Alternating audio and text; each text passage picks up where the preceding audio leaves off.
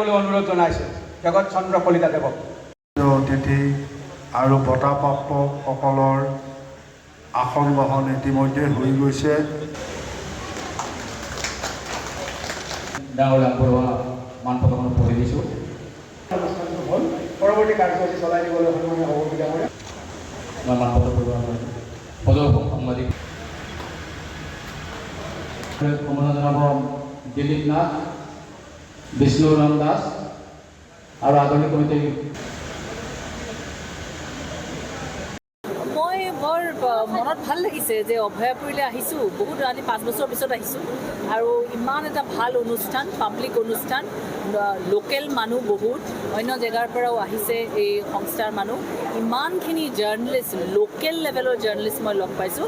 মই সেইকাৰণে ভাবিছোঁ যে দিল্লীৰ পৰা অহা মোৰ এইটো মানে এটা এইটো সাৰ্থক হৈছে, কাৰণ লোকেল জাৰ্ণেলিষ্টেহে প্ৰথম খবৰটো দিয়ে।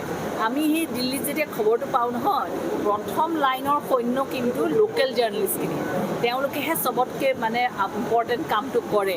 পিছত আমি দেখোঁ যে এই কামটো কাণ্ডটো হৈছে, তাৰপিছত আমি দিল্লীৰ পৰা আহিছোঁ, গুৱাহাটীৰ পৰা আহিছোঁ, ক'ৰবা অন্য জেগাৰ পৰা আহিছোঁ নহয়, কিন্তু এই লোকেল জাৰ্ণেলিষ্টখিনিৰ কাৰণে মই লগ পাই মোৰ মানে নথৈ আনন্দিত।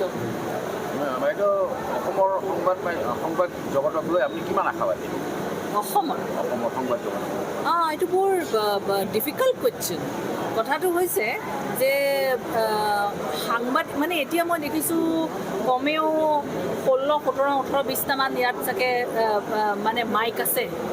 মাইকখিনি বাঢ়ি গৈছে, ক'ৰবাত জাৰ্ণেলিজিমৰ কামটো কম হৈ আহিছে নেকি? আমি চবেই নিজে সুধিব, আপুনিও জাৰ্ণেলিষ্ট, ময়ো জাৰ্ণেলিষ্ট, আমি নিজকে এই প্ৰশ্নটো সুধিব লাগে। কাৰণ জাৰ্ণেলিজিমৰ কাম হৈছে মানুহৰ হৈ প্ৰশ্ন কৰা। আমি ক'ৰবাত ৰজাগড়ৰ গুণগান গাই আছোঁ নেকি? এই কথাটো আমি নিজকে সদায় ৰাতিপুৱা সময়ত সুধিব লাগে। আৰু যদি গুণগান গাবলগীয়া চাকৰি হৈছে, তেতিয়াহ'লে অন্য এটা চাকৰি বিচাৰিব লাগে, কাৰণ আপুনি যদি জাৰ্ণেলিষ্ট হৈ থাকিব বিচাৰিছে। নহ'লে জনসংযোগৰ এটা অংগ। সেইটোৱে মোৰ আহ্বান অসমীয়া মোৰ জাৰ্ণেলিষ্ট বন্ধুবৰ্গলৈ, সেইটোৱে। আৰু জাৰ্ণেলিষ্টে কাম ভাল কৰিব লাগিব আৰু মানুহৰো সঁহাৰি লাগিব। যদি আপুনি যে সুধিছে জাৰ্ণেলিজিমৰ মানে কিমান এটা চেলেঞ্জিং টাইম হৈছে, আৰু অসমৰ মানুহেও ভাল জাৰ্ণেলিজিম কৰাখিনিক মানে সাৱটি ধৰিব লাগিব। মানুহৰো এটা ডেমক্ৰেচিত কাম আছে, অকল খালি জাৰ্ণেলিষ্টৰে কাম নহয়। নিৰাপত্তাৰ কাৰণে মই কিন্তু প্ৰেছ ক্লাব অফ ইণ্ডিয়াৰ অধ্যক্ষ হিচাপেহে কওঁ দেই, কাৰণ নিৰাপত্তাৰ এটা ডাঙৰ ইছ্যু অল অভাৰ ইণ্ডিয়াত হৈছে।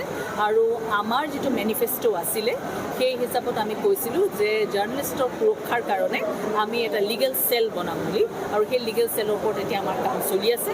আৰু তাৰোপৰি আমি এটা ড্ৰাফ্ট কৰিছোঁ। ভাৰতবৰ্ষত মানে মিডিয়া নাই, আমি মিডিয়া এটা খুব এক্সপাৰ্টখিনি আনি পেলাই আমি এটা মিডিয়া ড্ৰাফ্ট কৰিছোঁ। আৰু অলৰেডি আমি পাৰ্লিমেণ্টেৰিয়ানবোৰৰ লগত আমি কথা পাতিছোঁ, কেনেকৈ সেই বিলখন আমি পাৰ্লিমেণ্টলৈ নিব পাৰোঁ। কাৰণ জাৰ্ণেলিষ্টেহে বনাব লাগিব জাৰ্ণেলিষ্টৰ বিল।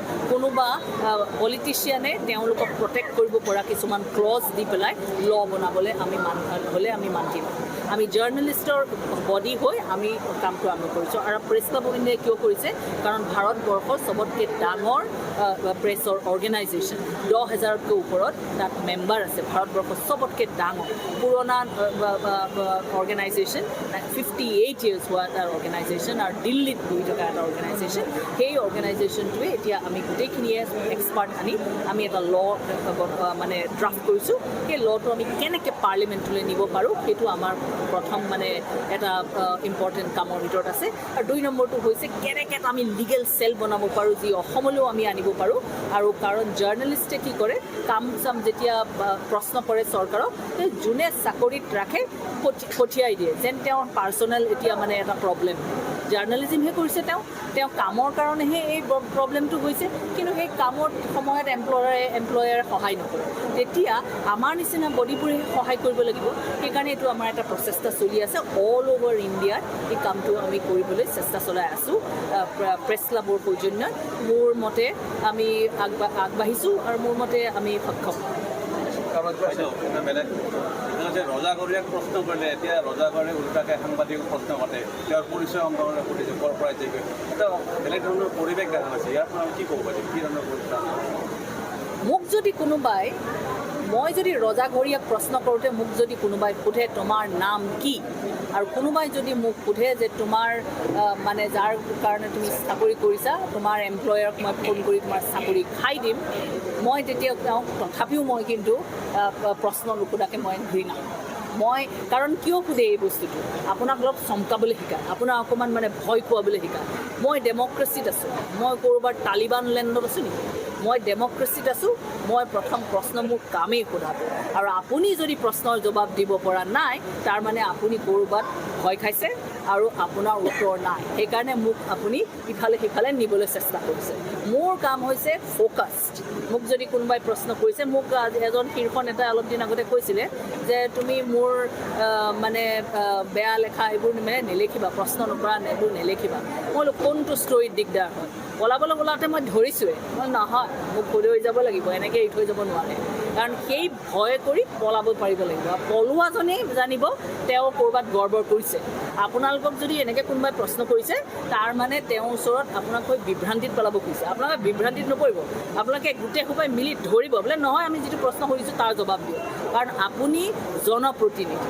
আমাৰ কাম হৈছে আমি জাৰ্নেলিষ্ট হিচাপে খুজিছোঁ। মোৰ কোনো মানে আপোনাৰ লগত পাৰ্চনেল মোৰ কোনো এনমিটি নাই, আমাৰ কাৰো নাই। জাৰ্নেলিষ্টৰ পাৰ্চনেল বা সংঘাত এনমিটি আছে জানো কাৰোবাৰ? নাই নহয়।